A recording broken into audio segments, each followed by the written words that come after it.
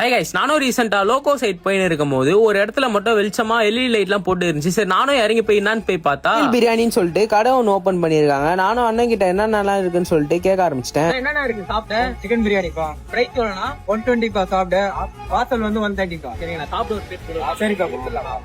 அண்ணனும் பக்காவா பிளேட்ல போட்டு சிக்கன் பிரியாணி எடுத்து என் கையில கொடுத்தாரு. சரி 120 ருபீஸ்க்கு என்னென்ன தராங்கன்னு சொல்லிட்டு பார்க்கலாம். முட்டை, ரைத்தா, கத்திரிக்காய், 3 சிக்கன் பீஸோட வச்சு கொடுத்துருந்தாங்க. இந்த 120 ருபீஸ் பிரியாணிக்கு ரைஸ் நல்லா ஒரு ஆள் தாராளமே சாப்பிடலாம் போல. சிக்கன் எடுத்து லைட்டா நசுக்கி தான் பார்த்தேன். அவ்வளோ சாஃப்டா இருக்கு பார்க்கவே. சரி எடுத்து நானும் எடுத்து சாப்பிட்டு பார்த்தேங்க. சாப்பிட்றதுக்கு உண்மையிலே அவ்வளோ சூப்பரா இருந்துச்சு. அப்படியே நானும் ஷாப் டைமிங்லாம் கேட்க ஆரம்பிச்சிட்டேன். ஷாப் டைமிங் பாத்தீங்கன்னா 7 to நைட்டு 10 மணி வரைக்கும். எல்லாரும் வாங்க, வந்து சாப்பிட்டு பார்த்து எப்படி இருக்குன்னு சொல்லுங்க. எல்லாரும் சப்போர்ட் பண்ணுங்க. வீக் டேஸ்ல எல்லா நாளும் இருக்கு. சண்டே மட்டும் லீவு ஒரு நாள்.